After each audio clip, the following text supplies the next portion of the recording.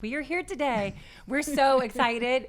The queen of comedy herself, Jackie Schimmel, or formerly known as the Bitch Bible. Ooh. She also just launched in April another podcast called Mind, Body, No Soul. You are so funny. We are so happy. You're such a badass. Thanks for being with us today. Thank you. After listening to you for the past few years, watching you, you've almost faked it until you've made it. You've made it. 1000%. You know, my grandpa used to say, if you can't dazzle them with your brilliance, baffle them with your bullshit. All right, you guys, she dropped out of community college at 19. 18. Yeah. All right. You faked a diploma from UCLA and got a job as a receptionist at a prominent investment bank. Mm-hmm. Yeah. How the fuck did you do that? You know, I barely graduated high school. I'm not joking. Like, people say that to try to make themselves seem relatable. That's not a joke. I barely graduated high school. I was not going to be able to walk, and I just started crying. I was like, you have to let me do this. So I went to community college, and I went for one day, and it wasn't for me. One day. You figured that out in about 8 hours. I remember looking at my journalism teacher, and she was wearing acid wash denim and blue eyeliner, and she looked like she just crawled out of a meth den. And I was like, I'm not taking advice from this person. Like, I'm not ever. She can get her little red pen out, start marking up my essays, which I probably didn't even write myself because I was like a plagiarism queen. Okay.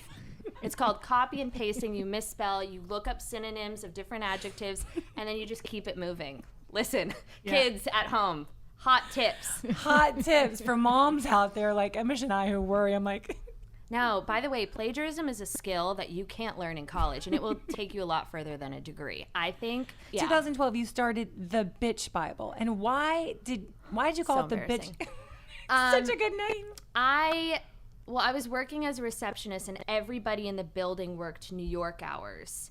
So I was there alone for 4 hours, and I was trying so desperately to get fired because the girl before me got a year severance.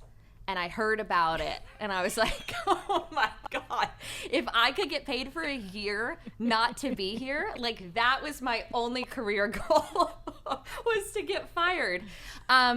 So after, a year and a half, I was there 2.5 years. They would not fire me. They actually, when I left, they tried to get me to come back like 3 times. And I was like, are you kidding me? I literally was embezzling money from the company, stealing wine. Like, why the hell would you want me back? Because you were fun. They liked me over there. I don't know. They liked me, Mom. They liked me. And the Bitch Bible is an aggressive diary of your grievances toward the world.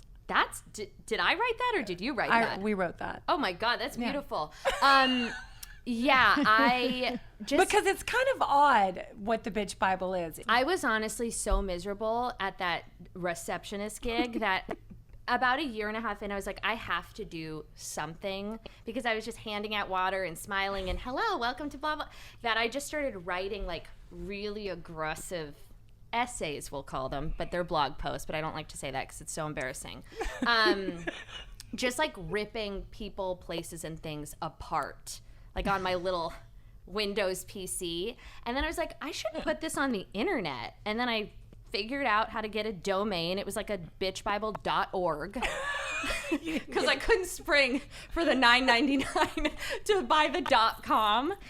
And then I just published them, and nobody was reading them. It was just me. And then in 2015... Someone from an executive from Watch What Happens Live. Yes, I sold one Housewife recap for like $100. One.